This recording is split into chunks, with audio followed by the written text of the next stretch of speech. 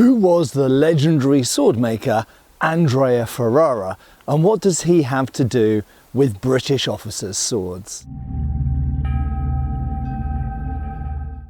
Hi folks, Matt Easton here, Schola Gladiatoria and Easton Antique Arms. Now, the name of Andrea Ferrara is famous in the world of arms and armour, but who actually was he, and how does he relate to some very interesting swords of British officers during the Victorian period? As for who Andrea Ferrara was, let's see what the textbook of small arms 1929 has to say. The Italian swordsmith Andrea Ferrara of Belluno, 1530 to 1583, has acquired an almost legendary fame, and his name is found on countless numbers of swords, mostly forged long after his death, and in places remote from where his family still carried on the business. A great many Scottish basket-hilted broadswords of the 17th century, popularly known as claymores, bear his name. And indeed, this is the standard explanation and often repeated description of who Andrea Ferrara was, an Italian swordsmith of the 16th century, but was widely imitated with a particular connection to Scotland. Indeed, the Classical Dictionary of the Vulgar Tongue, 1823, says, Andrea Ferrara, the name of a famous sword cutler. Most of the Highland broadswords are marked with his name, whence an Andrea Ferrara has become the common name for the claymore or Highland broadsword. And in fact, in British literature, Andrea Ferrara, describing an Andrea Ferrara, becomes almost synonymous with describing the Highland Scottish broadsword. But that's not to say that we only find Andrea Ferrara's name on broadsword blades. In fact, we find them on all sorts of blades, rapier blades, what we'd commonly call something like a side sword blade, backsword blades, all sorts. So we find this name all over a wide variety of swords, which almost certainly all, pretty much all anyway, post-date, so are later than the supposed dates of Andrea Ferrara's life. Now, in fact, rather than simply being a legendary Italian swordmaker who was copied elsewhere, some sources actually claim that he lived in Scotland. Some of them even go as far as to claim he was Scottish and his name was really something like Andrew Ferrers or Andrew Ferris.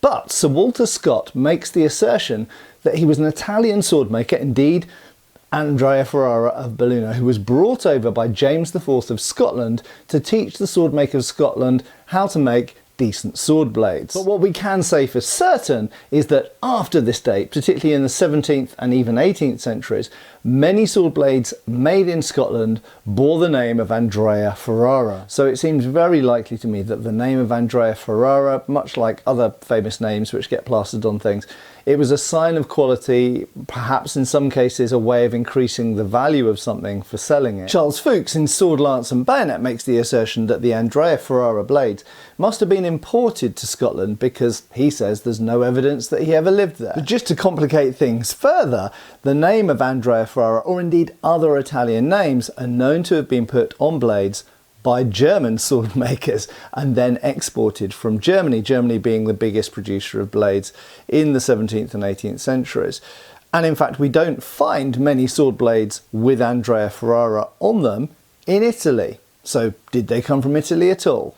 Now, because we have so little concrete data about Andrea Ferrara, if he was a real person, which presumably he was at some point, various stories, myths grew up around him because people could see the swords with the name on, and so these stories come out. Now, we don't know if there's any kernels of truth in any of these, but this is a story which is often recounted in various sources, which I'm going to read to you here. And this is taken from Lord Archibald Campbell's book called The Highland Dress and Arms. He says, Andrea Ferrara, described as a celebrated Spanish artist, had amongst his many apprentices a clever, energetic young fellow who desired, if possible, to emulate his famous master in the manufacture of these exquisite blades. But, unfortunately, at a certain stage in the process, Ferrara invariably sent away all the workmen, locked the door of the workshop, and then, by himself alone, performed some unknown operations upon the red-hot blade. Determined to know the secret, the ambitious apprentice bored a hole in the door of the foundry, and on the very next occasion when the men were excluded, he applied his eye to the aperture and observed Ferrara take a red-hot blade from the forge and sprinkle it with a white powder from a sort of pepper caster. This was then immediately hammered into the hot metal. The blade returned to the furnace, and when again heated, the same operation was repeated on the other side. This then was the great secret.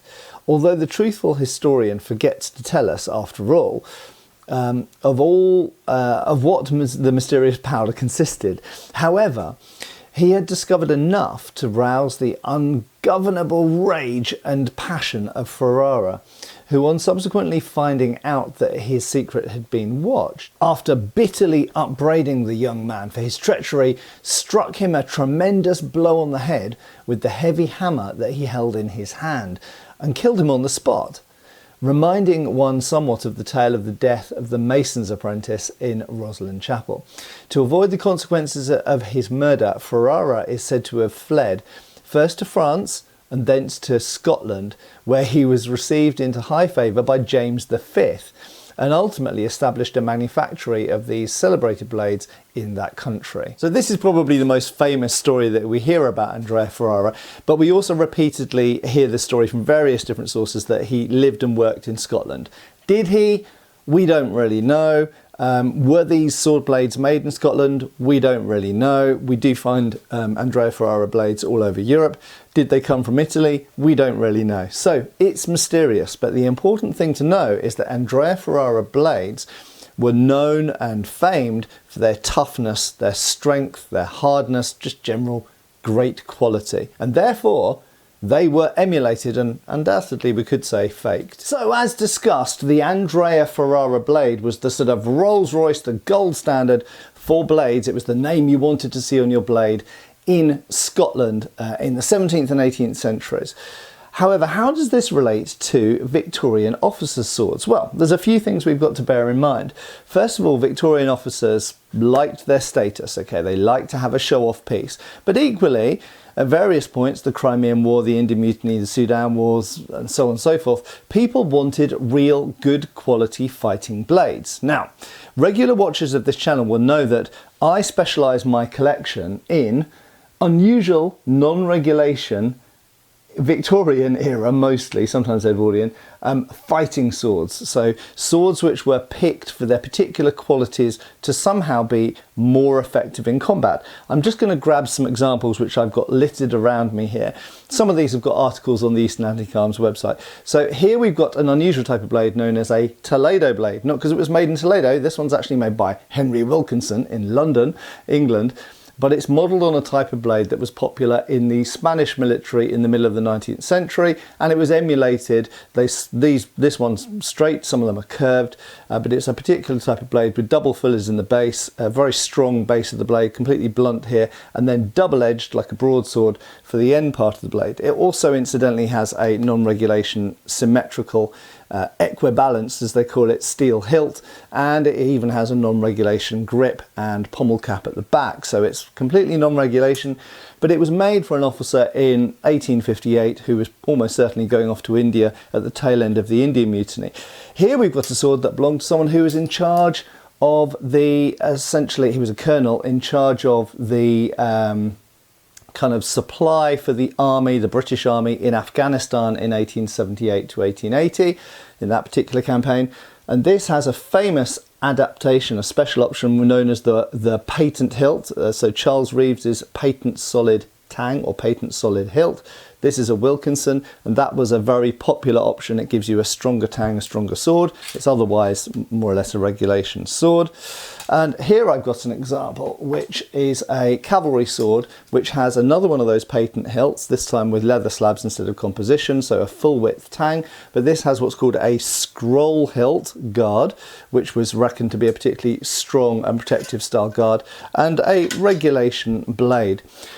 So there were options for different types of blade, different types of grip, different types of guard, different types of pommel in some cases, as we've seen there. So the Victorian officers, if they could afford it, and particularly if they were going to somewhere like India or Afghanistan or China, wanted a more effective fighting weapon, and often they had particular views about swordsmanship. They might prefer the thrust, they might prefer the cut, they might like a longer blade or a more curved blade or a wider blade. A perfect example over here. This is a Crimean War era Royal Navy officer's sword, which is regulation in almost every way, except the fact it has a humongous wide cutlass-like blade on it, much wider than the standard regulation. So this person, in fact, they went to China, they fought in China in 1860. They presumably just wanted a blade which was more effective for chopping things up. And here we see a sword of one of the officers who was based in Sarawak underneath the White Rajahs, the Brooke family. And in this particular case, this is a particular sort of pattern that they designed for themselves. It's got a kind of native Indonesian style scabbard with silver mountings, but the blade, which is very well sharpened, is called a flat solid blade, so no fuller, and these generally speaking are better at cutting. So how does this all relate to Andrea Ferrara? Well, in addition to contemporary built swords by companies like Wilkinson or Garden or Manton or Mole, which had particular features, what some officers did was they took an older blade and mounted it to the regulation hilt. And this complied with the dress regulations that you had to have a certain type of scabbard and hilt, but they weren't that precise about what type of blade you had. Now, obviously, therefore, if you're a Victorian officer, let's say in the year 1860, and you particularly like rapier blades, then what you could do is you could procure an antique rapier, like any of these 17th century swords here, and you could have that blade mounted into your contemporary mid-19th century hilt. And moreover, in some cases, bear in mind a lot of these people came from aristocratic or at least very well-heeled and financed families, some of them would have had swords like that in their family home up on the wall. If they were the lord of the manor or the son of the lord of the manor, then they literally could have taken one of the family swords and had it re-hilted for their army service or navy service.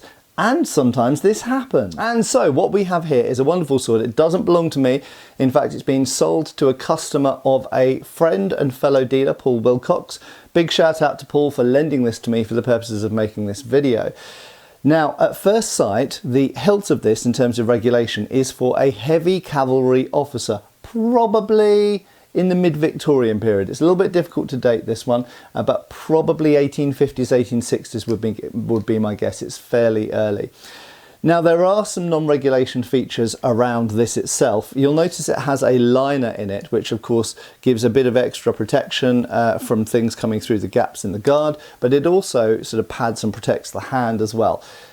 That's not necessarily a big thing. You do find liners on other swords, but the nature of the back piece, as it's called, so that's the piece of metal that comes at the back here and the pommel cap here, is rather unusual and has some rather unusual features to it. It has checkering down here, which is just starting to be fashionable at this time, but the nature and shape of that pommel is rather unusual, and it has engraved floral embellishments up the back here, and in fact it has similar floral embellishments all over the scabbard fittings, and you'll notice the scabbard is wood leather covered with steel mounts, which itself is really quite unusual for a heavy cavalry officer, and to me suggests there's a good chance this is for Indian service, because you do see scabbards like this on Indian, like Punjab regiment officers' swords. So it does have some unusual features, but the really unusual thing is the blade. Okay, so I'm going to carefully unsheath this because the scabbard is relatively fragile. I'm going to unsheath it upwards so it doesn't put any stress on the scabbard, and carefully put that down there. So this blade, I'm having to step back so you can see all of it. This is essentially a rapier blade. Okay, so it's a 38.5-inch blade, beautiful blade, nicely sharpened all the way along, and if we just come up closer to the camera, you can see it has a ricasso here. Now this type of ricasso is basically like Hewitt Oakeshot's Type 19 blades, first develops actually in the 14th century for the use of putting your finger over the quillon of a crossguard, and then we get finger rings, and from that develops the side sword hilt and ultimately the rapier hilt. But this type of blade is also found on Highland basket hilts. Okay, so we've got lots of things that are all coming together here. Now on the blade, let's see where you can most easily see it. Here, along here is Andrea Ferrara, and this is on both sides of the blade. Okay, so this is a blade which is marked to Andrea Ferrara. So not only is this a very unusual and clearly older blade, but it is an Andrea Ferrara blade. Now, does this mean that this is a Scottish blade? Because we've talked about the connection between Andrea Ferrara and Scottish basket hilts. I'm not so sure, and the reason is because this isn't a backsword blade, it's not a broadsword blade, this is kind of a rapier blade. Now, that's not to say that Andrea Ferrara blades can't be rapier blades as well, they can. But rapier blades weren't particularly popular in Scotland. Not to say that they didn't. They did have rapiers in Scotland, and certainly sort of higher class people would have worn rapiers as dress swords or as civilian carry swords, whereas they might have had broadswords or backswords as their military swords, just the same as in England in the 17th century. So this could indeed be a mid-17th century rapier blade owned by a Scottish nobleman, which might give us a hint, if it's a family blade, that the owner of, and we don't know who the owner of this sword was, but because there's no name or anything like that, or initials or crest on it, but it could be that they are Scottish or from a Scottish family. Of course, a lot of Scottish families moved south, part of mine included, so they were in Glasgow in the 19th century, but moved down to London eventually. So this is an Andrea Ferrara blade, highly prized in its time. This isn't a newly made blade, contemporary with the hilt. This would have been a newer hilt, mounted up in, let's say, between 1845 and maybe 1860, I would put it in that kind of frame, using an older rapier blade of 38.5 inches long. It handles beautifully, it's a lovely blade. This type of blade absolutely could be mounted on rapiers like we see here, okay, so 17th century swords, and it's absolutely gorgeous. So there we go. I hope that's told you a little bit about Andrea Ferrara, as much as we know. There is more out there, and there has been some other research. Maybe we'll do a deeper dive on Andrea Ferrara in the future. But hopefully this is enough to give you a good rounded introduction to him. And the idea that you find Andrea, and this isn't the first one I've seen another one before actually, many years ago when I was a lot younger. You do find Andrea Ferrara blades mounted on 19th century officers' swords. But usually they're broadsword blades from Highland basket hilts. So they have been taken off 18th century basket hilted swords. It is very rare to find one which is more like a rapier blade that probably would have been on some type of rapier hilt, swept hilt or cup hilt. Anyway, super interesting. I hope you've enjoyed watching that with me.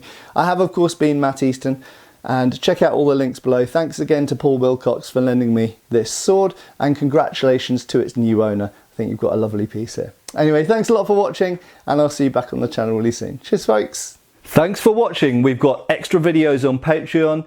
Please give our Facebook a like and subscribe if you haven't already. Cheers folks.